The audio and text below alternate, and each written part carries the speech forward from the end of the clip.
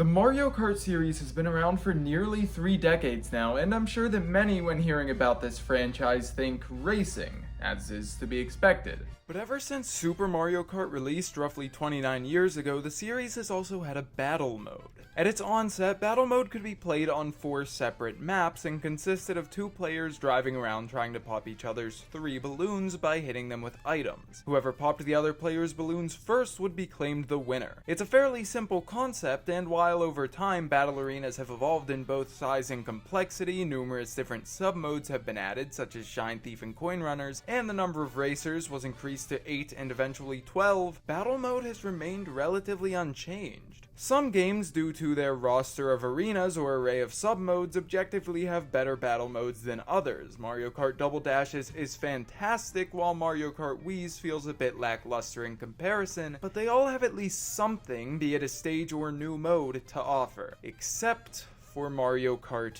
8.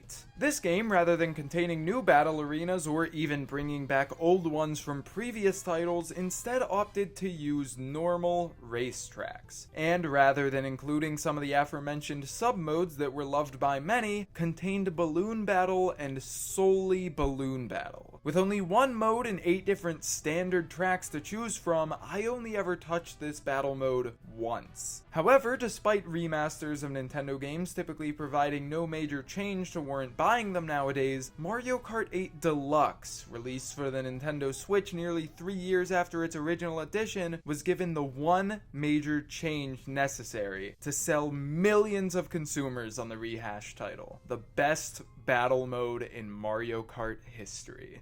After Mario Kart 8's poor execution of the concept, battle mode once again felt like a chaotic mess, as it was always meant to be. Mario Kart 8 Deluxe not only revived this mode, but added more settings, items, sub-modes, and stages than ever before, resulting in the best experience I've ever had with this series as a whole. Before the player even jumps into a battle, or even picks the arena for that matter, they're able to choose exactly what kind of battle they'll be playing. Many different options are given to shape the experience in different ways, such as whether to split the racers into teams or leave them all to fend for themselves. The item balancing can be adjusted to an extent, although every other option is pretty lame when compared to Frantic. The timer, CPU difficulty, CPU vehicles, and order of courses can all be adjusted, as can the amount of rounds played in the entire competition. Lastly, there's the most important setting of all, the battle mode type.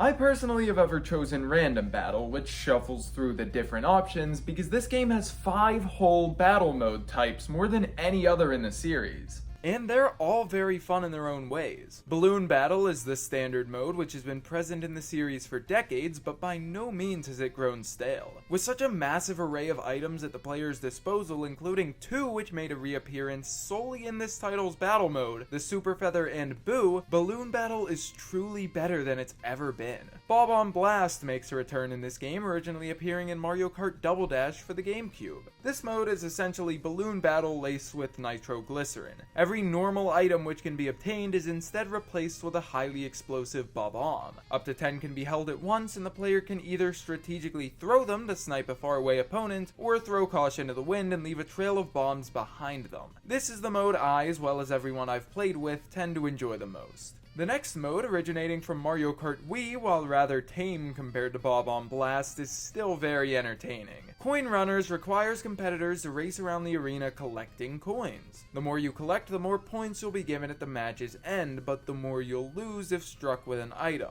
Your coins are also visible to other players though, so don't be surprised if you find numerous opponents swarming over your fat stack. Shine Thief, another mode originating from Mario Kart Double Dash, is a game of luck as to whether or not it's actually enjoyable. Somewhat reminiscent of Capture the Flag, all racers must rush after a shine sprite, and the first to grab it needs to keep hold of it for 40 seconds. But if they're hit with an item, they'll lose it, and a crowd of characters will go rushing after it again. Shine Thief is extremely fun when it gets hectic, but sometimes one player will have the shine for the entire match, and it'll just get boring. The final mode is the only new one, Renegade Roundup, which is cops and robbers but with piranha plants and high-speed vehicles. It's as fun as it sounds. After all of these settings are tweaked and adjusted to fit the style of gameplay a player is going for, the next thing to be chosen is the battle arena. This game contains 8 4 entirely new arenas, 3 which are remastered from older titles, and 1 which is new to Mario Kart but will appear familiar to fans of a certain other Nintendo franchise. Each of these arenas are given very distinct layouts, making certain types of battles more suitable for different stages. For instance, Battle Stadium, the first arena, is a large oval with a twisting path through its center, which can be used to confuse players and make an escape in Shine Thief, or to strategically aim item lobs in Balloon Battle or Bob-omb Blast. However, its narrow paths can make dodging in Renegade Roundup very difficult.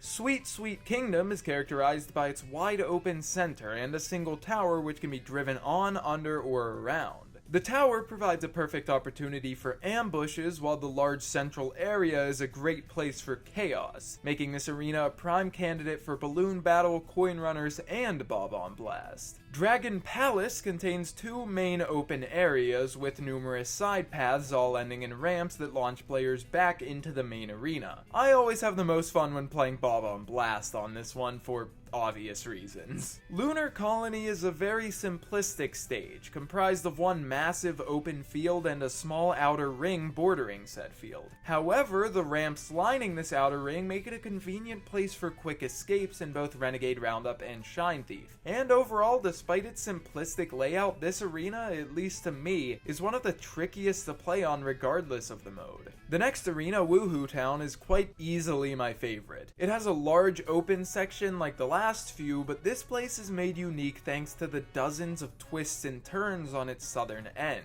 This maze-like layout is perfect for ambushes and is what makes this area so enjoyable to play on in all 5 battle modes. Luigi's Mansion is perhaps the largest arena, at least it feels like it. This 3-floored structure has many areas, such as its rooftop and 3-way foyer, which can provide extreme advantages if utilized properly. Items can be thrown from the roof, and cutting players off can be made easy if a player has the correct knowledge of this map. But despite its vantage points, this arena also has numerous narrow staircases which are very risky to scale. This unique layout again makes for an extremely enjoyable arena. Battle Course 1. This map's as simple as can be. It's entirely symmetrical and its only notable features are colorful blocks which can be used for cover or driven on top of to avoid certain items, and a glider ramp on one end which isn't useful for very much. Just because it's simple though doesn't mean it's not fun. In fact, aside from Renegade Roundup, which can be unfairly difficult for the Plant Gang due to the overly exposed and easy to reach cage, every mode works very well on this stage. The final arena is ripped straight out of Splatoon, Urchin Underpass. This one's as complex as you'd expect from a stage originally intended for a third-person shooter game.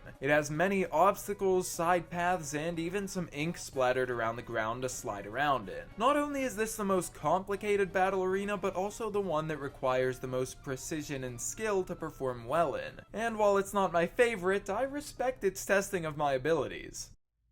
And that, while explained relatively briefly, is the extent of what Mario Kart 8 Deluxe's battle mode has to offer. You may have noticed that most of my footage for this video has been recorded in single player mode, which is simply for the ease of organizing things on my part, but I did mention before that you can play with actual people. I have over 150 hours in this title, and I can guarantee that 90% of that time was spent playing battle mode with my friends. Hell, my most used driver and vehicle combo isn't even mine, it's my friend's because he's never once taken Dry Bowser out of that damn GLA. Playing this battle mode is one of the best times I've ever had with a multiplayer video game, and even if you can't actively play with people locally, you can always join a random online match and compete against whoever shows up. Sure, some modes and arenas suffer from being extraordinarily imbalanced, and some are just downright hectic, but half the fun of Mario Kart as a whole has always been its unpredictable nature, and that's very evident here. There are many who've been speculating over and anticipating a Mario Kart 9, and while I don't personally believe that such a title is necessary at the moment, when it does inevitably release, my only hope is that it keeps battle mode as battle mode was meant to be.